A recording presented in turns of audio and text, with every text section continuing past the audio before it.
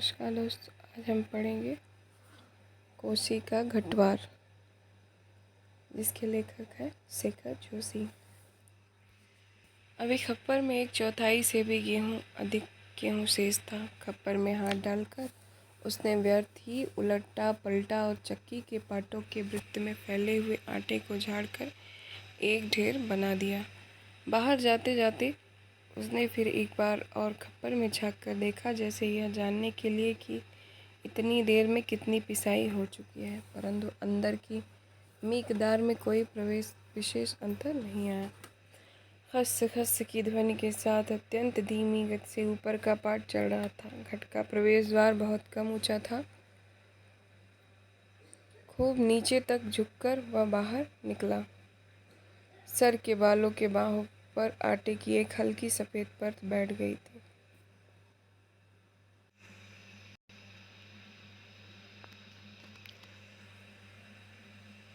आते झाड़कर ढेर बना दिया। बाहर आते आते उसने फिर एक बार और खप्पर में झाँक कर देखा, जैसे यह जानने के लिए कितनी देर में कितनी पिसाई हो चुकी है, परंतु अंदर की मिकदार में कोई विशेष अंदर नहीं आया था। खस खस की ध्वनि के साथ अत्यंत धीमी गति से ऊपर का पाट चढ़ रहा था। घट का प्रवेश द्वार बहुत कम ऊंचा था। खूब नीचे तक झुककर वह बाहर निकला। सर के बालों और बाहों पर आटे की एक हल्की सफ़ेद परत बैठ गई। खंबे का सहारा लेकर वह बुद्ध जा साला, सुबह से अब तक 10 पसेरी भी नहीं हुआ। सूरज कहाँ का कहाँ चला गया। कैसी अनहोनी बात है। बात अनहोनी तो है ही। जेठ बीत रहा है, आकाश में कहीं बादलों का नाम निशान नहीं। अन्य वर्षों अब तक लोगों की धान रोपाई पूरी हो जाती थी, पर इस साल नदी नाले सब सूखे पड़े हैं। खेतों की सिंचाई तो दरकिनार, बीज की क्यारियाँ सूखी जा रही हैं।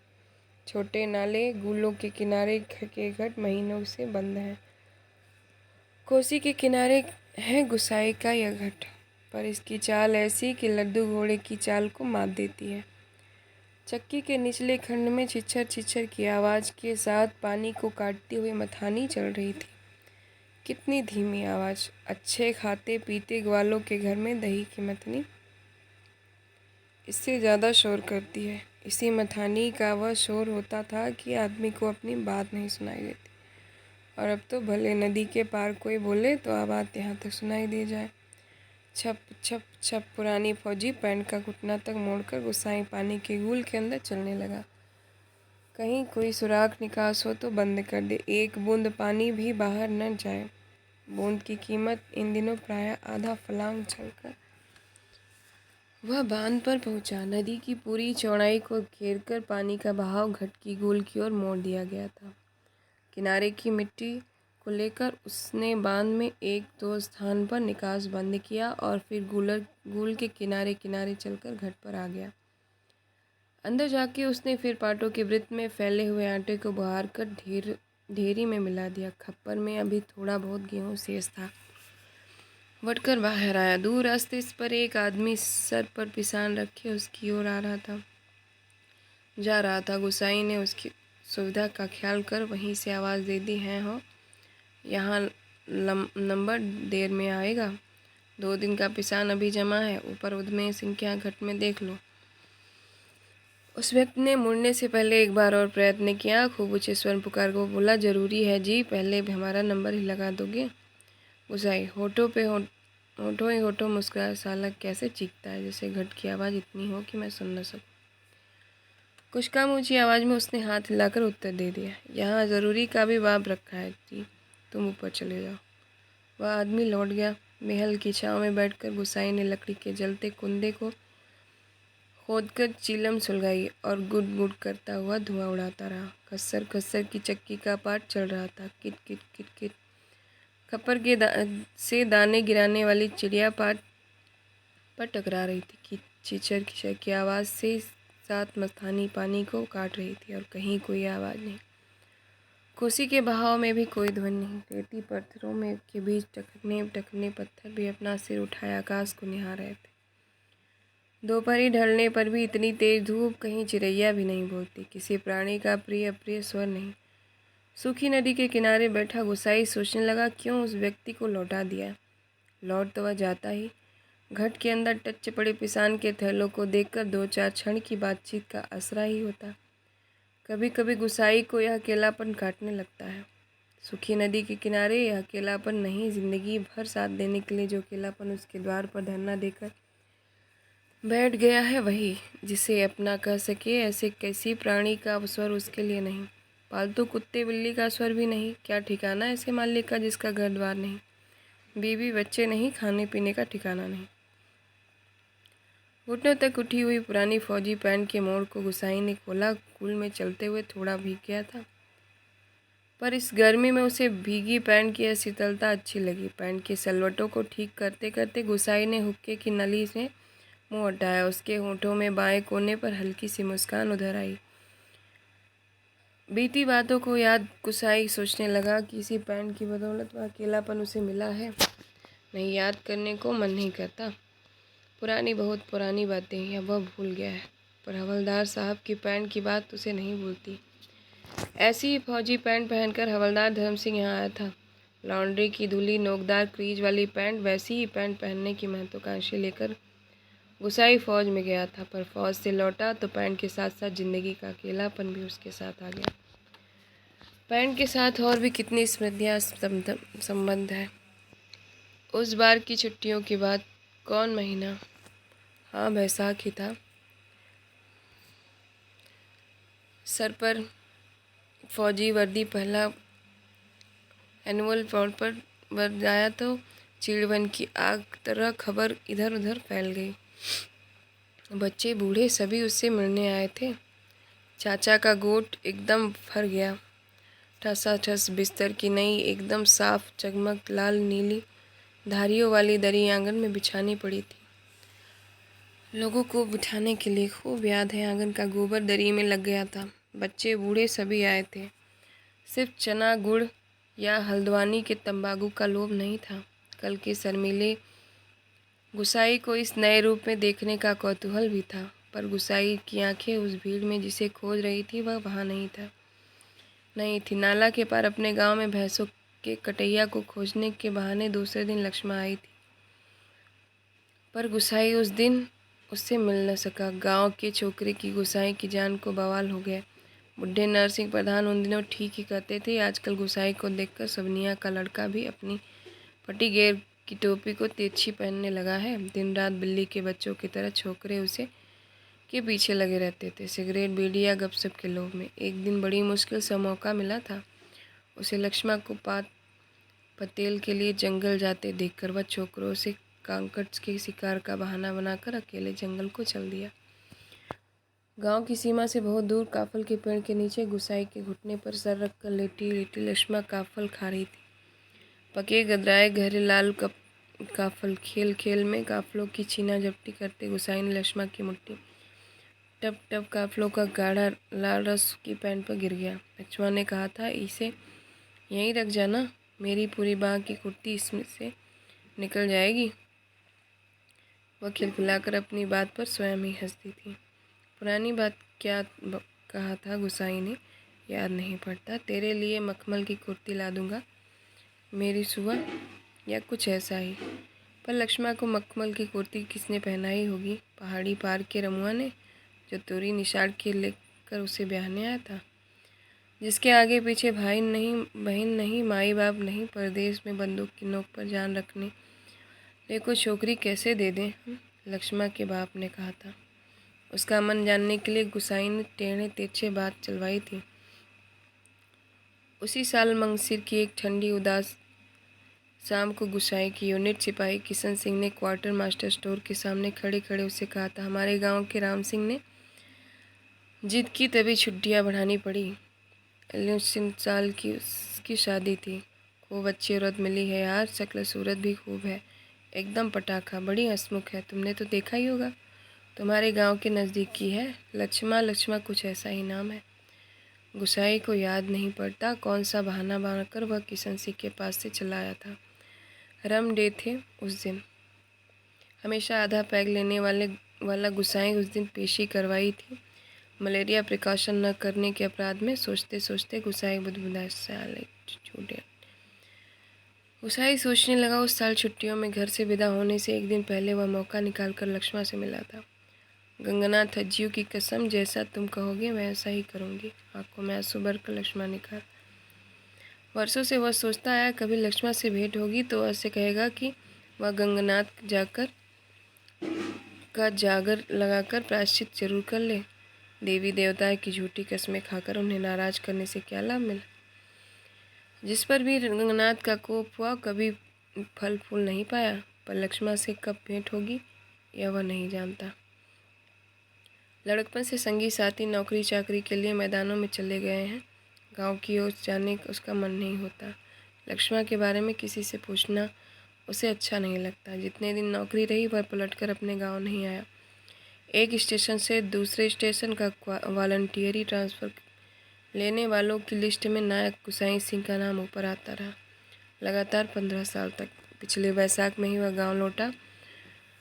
15 साल बाद रिजर्व में आने पर काले बालों को लेकर गया था। खिचड़ी बाल लेकर लौटा। लक्ष्मण का हाथ उसे अकेला बना गया। आज इस अकेलेपन में कोई होता जिसे गुसाई अपनी ज़िंदगी की किताब पढ़कर सुनाता। शब्द अक्षर कितना देखा, कितना सुना, कितना अनुभव किया है उसने। पर नदी के किनारे तपती रेत, पंचक्की की खटर पटर और महल की छाया में ठंडी चिलम की निष्प्रयोजन उड़ाता गुसाई एक चारों ओर अन्य कोई नहीं, एकदम निर्जन निस्तब्ध सुनसान। एकाएक गुसाई का ध्यान टूटा। सामने पहाड़ी के बीच की पगडंडी से सर पर बोझा लिए एक नारी आकृति उसी ओर चली आ रही थी। गुसाई ने सोचा वहीं से आवाज़ देकर उसे लौटा दे। कोसी के ने चिकने काई लगे पत्थरों की पर कठिनाई से चलकर उसे वहां तक आकर केवल निराशा लौट जाने को क्यों वह बाध्य करे। दूर से चिल्ला कर पिसान स्वीकार कर कि लोगों की आदत से वह तंग आ चुका था। इस कारण आवाज़ देने से को उसका मन नहीं हुआ। वह आकृति अब तक पगडंडी छोड़कर नदी के मार्ग में आ पहुंची थी। चक्की की बदलती आवाज़ को पहचान कर गुसाई घट के अंदर चला गया। खप्पर का अनाज समाप्त हो चुका था। खप्पर में एक कम अन्न वाले थैले को उलटकर उसने अन्न का निकास रोकने के लिए काठ की चिड़ियों को उल्टा कर दिया। किट किट का स्वर बंद हो गया। वह जल्दी जल्दी आटे को थैले में भरने लगा। घट के अंदर मथानी की चिच्चर की आवाज़ भी अपेक्षाकृत कम सुनाई दे रही थी। केवल चक्की ऊपर वाले पाट की घिसती हुई घरघराहट का हल्का धीमा संगीत चढ़ रहा था। तभी गोसाई ने सुना अपनी पीठ के पीछे घट के द्वार पर इस संगीत से भी मधुर एक नारी की कंठस्वर। कब बारी आएगी जी? रात की रोटी के लिए भी घर में आटा नहीं है। सर पर पिसान रखे एक स्त्री उससे यह पूछ रही थी।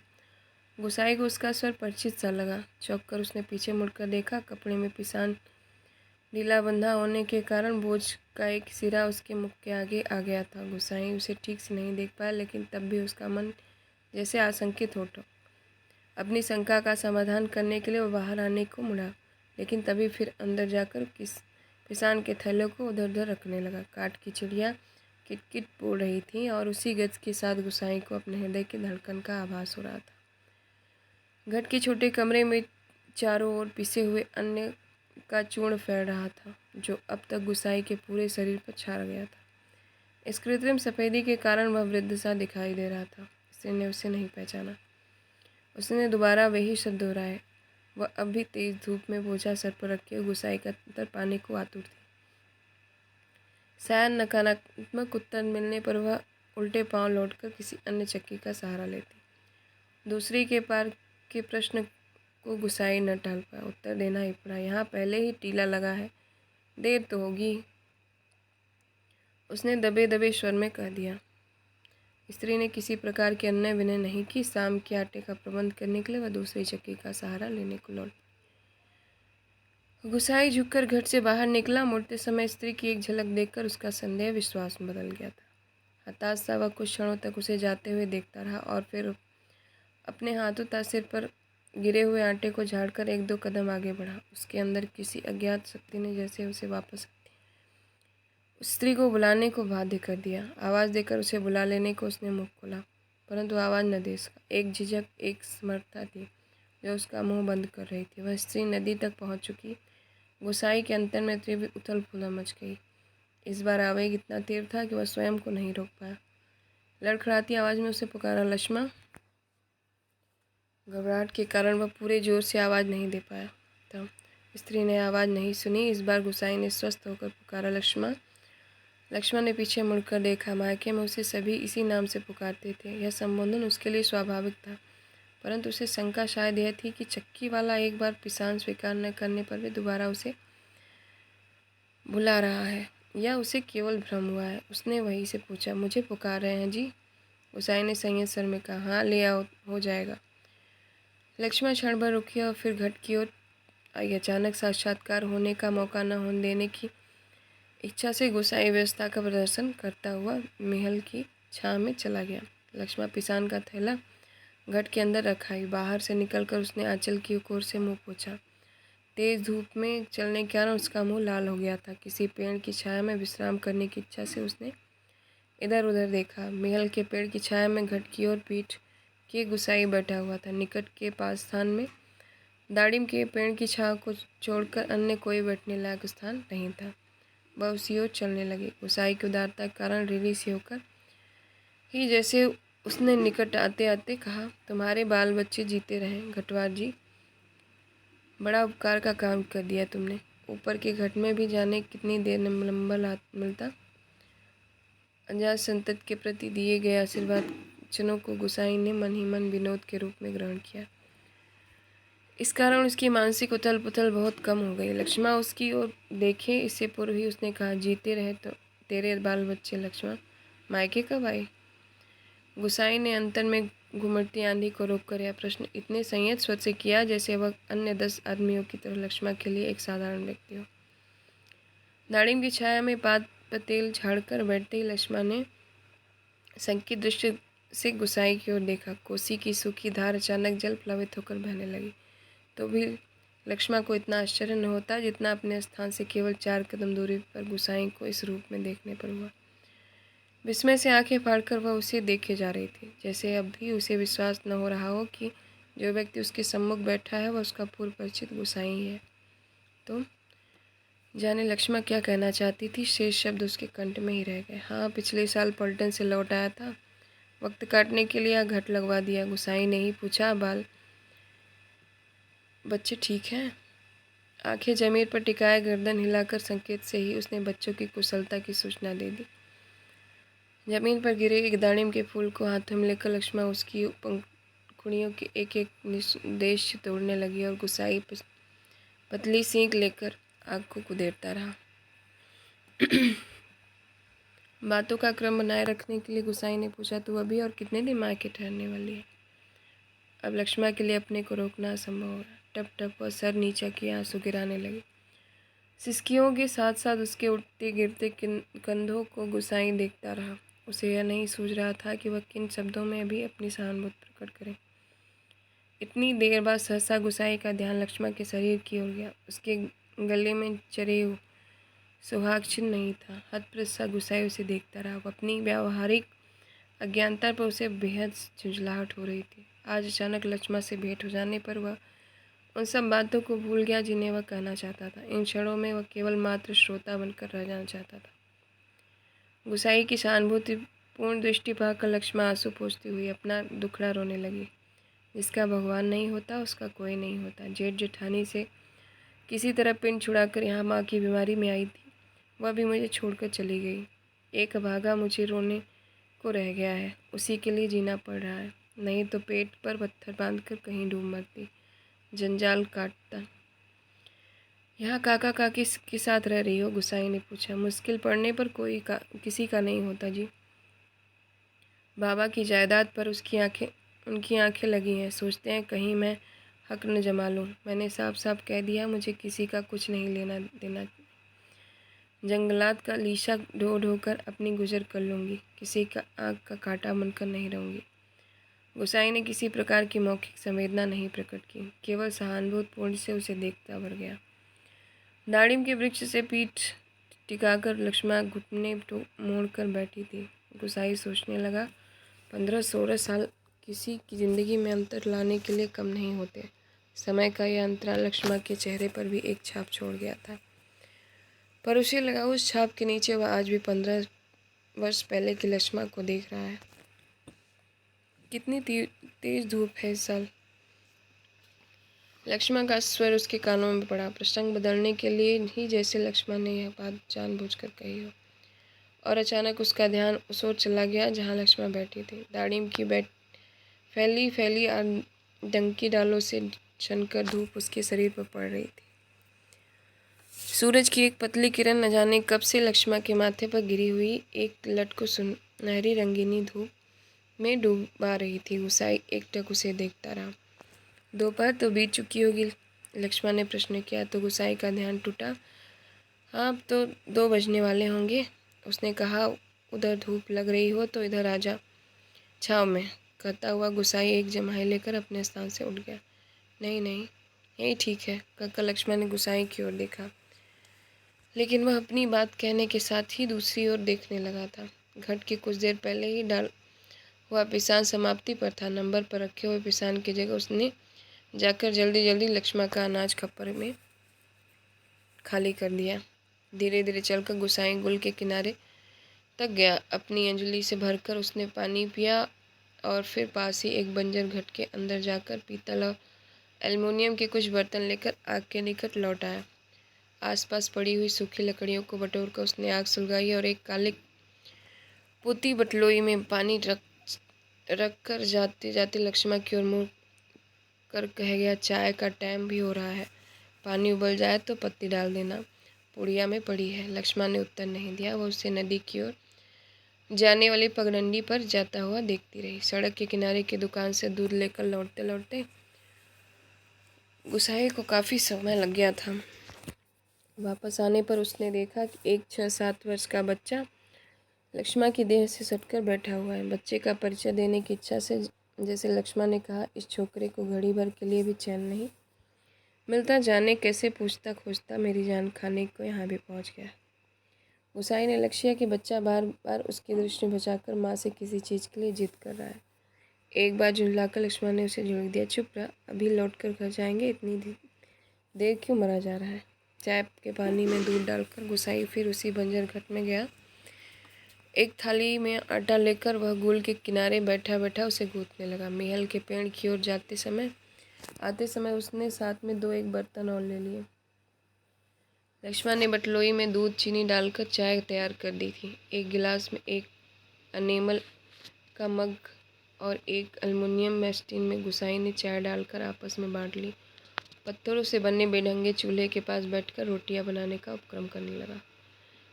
हाथ का चाय का गिलास जमीन पर टिकाकर लक्ष्मण उठी। आटे की थाली अपनी ओर खिसकार कर उसने स्वयं कहा, स्वयं रोटी पका देने की इच्छा ऐसे स्वर में प्रकट की गुसाई ना कर सका। वह खड़ा खड़ा उसे रोटी पकाते हुए देखता रहा। गोल गोल डिबिया सरीखी रोटियां चूल्हे में खिलने लगी। बरसों बाद गुसाई ने ऐसी रोटियां देखी थी, जो अनिश्चित आकार की फौजी लंगर की चपातियों का स्वयं उसके हाथ से बनी बेडौल रोटियों से एकदम भिन्न थी। आटे की लोई बनाते समय लक्ष्मण के छोटे छोटे हाथ बड़ी तेजी से घूम रहे थे। कलाई में पहने हुए चांदी के कड़े जब कभी आपस में टकरा जाते तो खन खन का एक अत्यंत मधुर स्वर निकलता। चक्की के पाट पर टकराने वाले काठ की चिड़ियों का स्वर कितना नीरस हो सकता है, यह गुसाई ने आज पहली बार अनुभव किया। किसी काम से वह बंजर घट की ओर गया। बड़ी देर तक खाली बर्तन डिब्बों को उठाता रखता रहा और लौट कर आया तो लक्ष्मण रोटी बनाकर बर्तनों को समेट चुकी, अब आटे में सने हाथों को धो रही थी। गुसाई ने बच्चे को देखा, वह दोनों हाथों में चाय का मग थामे टकटकी लगाकर गुसाई को देखे जा रहा था। लक्ष्मण ने आग्रह स्वर में कहा, चाय के साथ खानी हो तो खा लो, फिर ठंडी हो जाएगी। मैं तो अपने टाइम से ही खाऊंगा, या तो बच्चों के लिए। स्पष्ट कहने से उसे झिझक मासूम हो रहा था, जैसे बच्चे के संबंध में चिंतित होने की उसकी चेष्टा अनधिकार हो। ना जी, वह तो अभी घर से खाकर ही आ रहा है, मैं तो रोटियां बनाकर रख कर आई थी। अत्यंत संकोच के साथ लक्ष्मण ने आपत्ति प्रकट। यूँ कहती है, कहाँ रखी थी रोटियां? घर में, बच्चे ने रुआसी आवाज़ में वास्तविक व्यक्ति की बातें सुन रहा था और रोटियों को देखकर उसका संयम ढीला पड़ गया था। चुप, आंखें तरेड़ कर लक्ष्मण ने उसे डांट दिया। बच्चे के इस कथन से उसकी स्थिति हास्यास्पद हो गई थी। इस कारण लज्जा से उसका मुंह आरक्त हो उठा। बच्चा है, भूख लग गई होगी, डांटने से क्या फ़ायदा। गुसाई ने बच्चे का पक्ष लेकर 2 रोटियां उसकी ओर बढ़ा दी, परंतु माँ की अनुमति के बिना उन्हें स्वीकारने का साहस बच्चे में नहीं हो रहा था। वह ललचाई की दृष्टि से कभी रोटियों की ओर कभी माँ की ओर देख रहा था। गुसाई के बार बार आग्रह करने पर भी बच्चा रोटियां लेने से संकोच कर रहा था। तो लक्ष्मण ने झिड़क दिया, मर अब ले क्यों नहीं लेता, जहाँ जाएगा वहीं अपने लक्षण दिखाएगा। इससे पहले कि बच्चा रोना शुरू कर दे, गुसाई ने रोटियों के ऊपर एक टुकड़ा तोड़ कर रखकर बच्चे के हाथों में दे दिया। भरी भरी आंखों से इस अनोखे मित्र को देखकर बच्चा चुपचाप रोटी खाने लगा और गुसाई कौतुकपूर्ण दृष्टि से उसके हिलते हुए होठों को देखता रहा। इस छोटे से प्रसंग के कारण वातावरण में एक तनाव सा आ गया था, जिसे गुसाई और लक्ष्मण दोनों ही अनुभव कर रहे थे। स्वयं भी एक रोटी को चाय में डुबाकर खाते खाते गुसाई जैसे इस तनाव को कम करने की कोशिश में ही मुस्कुराकर कहा, लोग ठीक कहते हैं, औरत के हाथ की बनी रोटियों में स्वाद ही दूसरा होता है। लक्ष्मण के करुण स्वर दृष्टि से उसकी ओर देखा। गुसाई होकर खोखली हंसी हंस रहा था। कुछ साग सब्जी होती तो बेचारा एक आध रोटी और खा लेता। गुसाई ने बच्चे की ओर देखकर अपनी व्यवस्था प्रकट की। ऐसी ही खाने पीने की तकदीर लेकर पैदा हुआ तो होता तो मेरे भाग क्यों पड़ता। 2 दिन से घर में तेल नमक नहीं है। आज थोड़े पैसे मिले हैं, आज ले जाऊंगी कुछ सौदा। हाथ से अपनी जेब टटोलते हुए गुसाई ने संकोचपूर्ण स्वर से कहा, लक्ष्मण।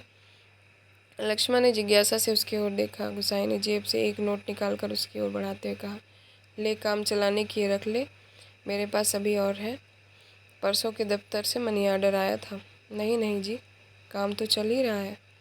मैं इस मतलब से थोड़े कर रही थी। यह तो बात चली थी, मैंने कह दिया। कहकर लक्ष्मण ने उसका सहायता लेने से इनकार दिया। गुसाई को लक्ष्मण का यह व्यवहार अच्छा नहीं लगा। रूखी आवाज़ में बोला, दुख तकलीफ के वक्त ही आदमी काम नहीं आता तो बेकार है। साला कितना कमाया, कितना फूका हमने इस ज़िंदगी में, है कोई हिसाब पर क्या फ़ायदा। किसी के काम नहीं आया, इसमें एहसान की क्या बात है। पैसा तो मिट्टी है साला, किसी के काम नहीं आया तो मिट्टी एकदम मिट्टी। परंतु गुसाई के इस तर्क के बावजूद भी लक्ष्मण अड़ी रही। बच्चे के सर पर हाथ फेरते उसने दार्शनिक गंभीरता से कहा, गंगानाथ, दाहिने रहे तो भले बुरे दिन निभर ही जाते हैं जी। पेट का क्या है, घट के खप्पर की तरह जितना डालो कम हो जाए। अपने पराये प्रेम से हंस बोल दे तो वह बहुत है दिन काटने के लिए। गुसाई ने गौर से लक्ष्मण के मुख की ओर देखा। वर्षों पहले उसे उठे उज्जर तूफान का वह कोई चिन्ह शेष नहीं था। अब वह सागर जैसी सीमाओं में बंधकर शांत हो चुका था। रुपया लेने के लिए लक्ष्मण से अधिक आग्रह करने का उसका साहस न हुआ, पर गहरे असंतोष के कारण बुझा सा और धीमी चाल से चलकर वहां से हट गया। सहसा उसकी चाल में तेजी हो गई। घट के अंदर जाकर उसने एक बार संकित दृष्टि से बाहर की ओर देखा।